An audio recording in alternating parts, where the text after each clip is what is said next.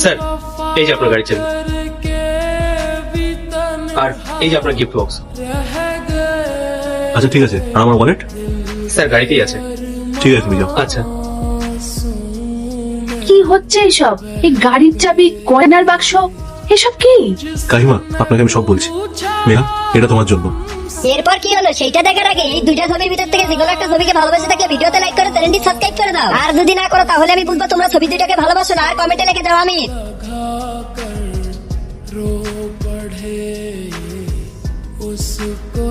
Wow, thank you Indra. আসলে কাকিমা, আমি গাড়ি করেই যাচ্ছিলাম। আমার গাড়িটা মাঝপথে খারাপ হয়ে যায়, তাই ড্রাইভারকে দিয়ে সার্ভিস করাতে পাঠিয়েছিলাম।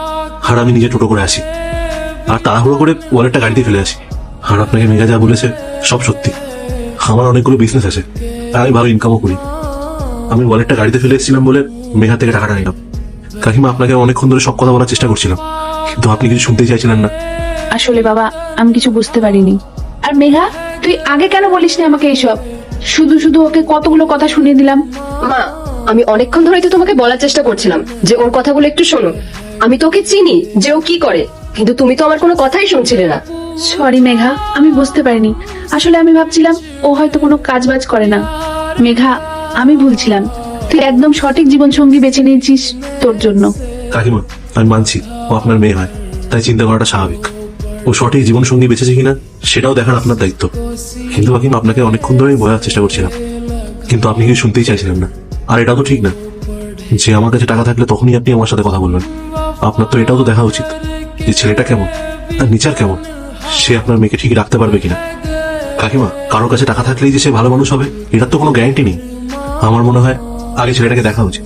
সেই ছেলেটা আপনার মেয়ের জন্য সঠিক কিনা সেটাও বোঝা উচিত। সবকিছু বুঝে শুনে তারপরে নিজের মেয়ের জন্য ডিসিশন নেওয়া উচিত।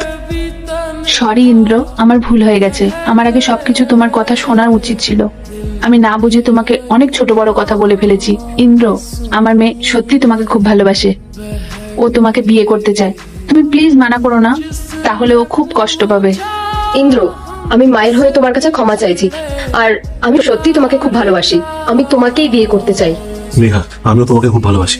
আমি কখনোই বিয়ের জন্য মানা করবো না, কারণ কাকিমা যখন আমার কথা শোনাচ্ছিল তখন তুমি আমার হয়ে কথা বলছিলে আর আমার হয়ে সাপোর্ট করছিলে। মেঘা, আমি জানি তুমি আমার খুব ভালোভাবে খেয়াল রাখতে পারবে। ইনফ্যাক্ট শুধু আমার না, আমার পুরো পরিবারেরই খেয়াল রাখতে পারবে।